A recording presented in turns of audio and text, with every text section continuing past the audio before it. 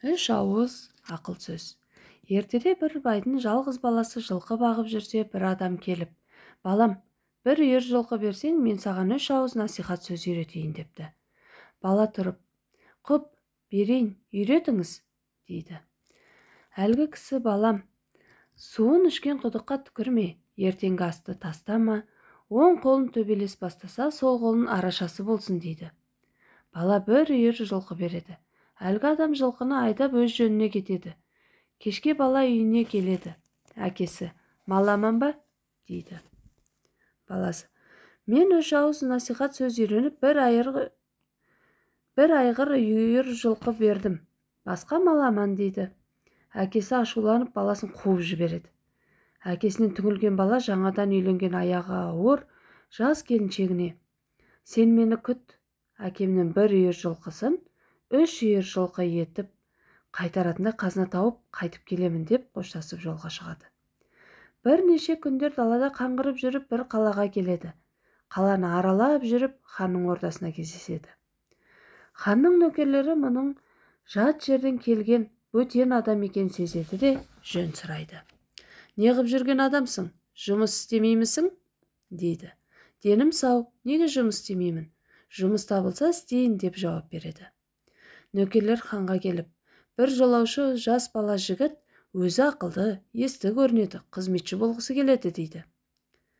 Хан шақыртып көрсе, бойы сымбатты, түрі әдемі бала жігіт жас екен. Хан мақұл көреді де, «Сен менің есігімнің алдына күзетші болып тұр» дейді. Бала есік күзетшісі болады. Бұл екі ортада ханның әйелі бұған ғашық болады. «Мен сендік болайын, ойнап күліп жүрелік» деп ертеңді кеш айналдыра береді. Бала ханның әйелінің сөзіне азады да көңіл ауады. Бірақ көңіл ауса да, «Әкем мені неге айдап жібереді? Бір айыр үйірлі жылқыны неге бердім? Шал, сусын ішкен құдыққа түкірме деген еді ғой» деп оның үйреткен сөзі есіне түсіреді. Ханның әйеліне көнбейді. Баланың болмайтынын біліп, ханның әйелі күдер үзіп, «Мына жаңа жүрген жаман, шірік, мені қойныңа ал» деп қоймайды деп ханға шағыстырады. Хан ертең оны өлтірмекші болып көміршілеріне, «Ертең ертемен кім бұрын келсе, соны отқа салыңдар» деп бұйрық береді. Сонсоң хан балаға,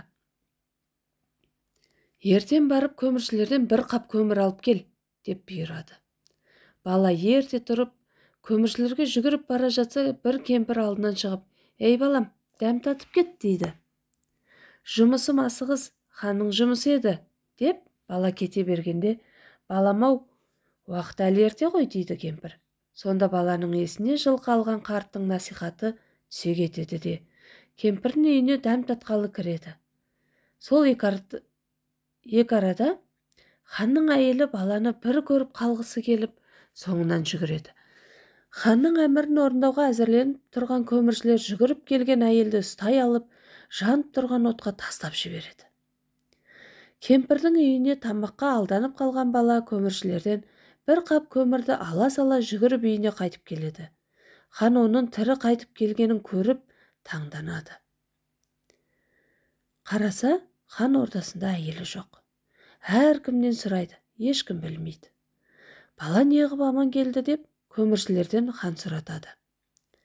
Көміршілер, «Ханның өз жарлығымен ханымды отқа тастадық» дейді. «Мен баланы отқа салуға бұйырып едім ғой. Бала, сен жәдігөймісің?» деп хан балаға қаһарланады. Сонда бала, «Тақсыр, менің бір қасық қанымды қисаң сөздің расын айтайын» дейді. Хан рұқсат етеді. Бала, «Тақсыр, мен бір байдың баласы едім. Жаңадан үйленіп едім. Далада жылқы бағып жүргенімде бір адам келіп, «Бала, бір айыр үйір жылқы берсең, 3 насихат сөз үйретемін» деді.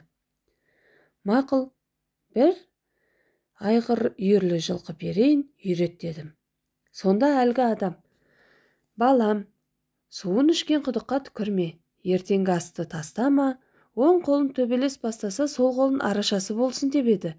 Мен соны үйреніп, кешке үйге келген соң осы сөзді бәрін әкеме айтып едім. Ол кісі мені ұрып соғып үйден қуып жіберді. Содан тентіреп сіздің алдыңызға келдім. Ханым мені ертеңді кеш менімен ойнап күл деп тынышымды алды. Ойнап күлейін десем, бір айғырлы үйірлі жылқы беріп едім. Үйренген насихатым есіме түсті де, өзім су ішкен құдыққа түкіргім келмеді. Сіз көміршілерге баруға бұйырған соң, қапты алып кетіп бара жатқанда бір кемпір, даяр тұрған дәм бар, татып кет деген соң, ертеңгі дәмді тастама деген насихат есіме келіп, кемпірдің үйіне бара қалдым. Сонан шығып, көмірді алып қайттым. Менің ханымнан хабарым жоқ. Тақсыр, сөзімнің болғаны сол дейді. Хан мұның адалдығына көзі жетіп, бәрекелді, анаңа рахмет. Сенің күнәң жоқ екен. Ханым өз жасасын, өзі тауыпты дейді де, көп дүниелер беріп, ат мінгізіп, баланы еліне қайтарып жібереді. Бала жүріп келе жатып, мен кеткелі бір талай жыл болды. Менің үйдегі әйелім не күйде екен? Деп ойлайды. Түнде ақыры үйіне келсе, әйелі бір жігітпен оңаша бөлмеде қатар қойылған төсекте жатыр екен. Жанынан қылышын суырып алып, шабайын десе, баяғы насихат сөз есіне түсіп, сол қолымен оң қолын ұстап, не істерін білмей тұрған кезде әйелі оянады.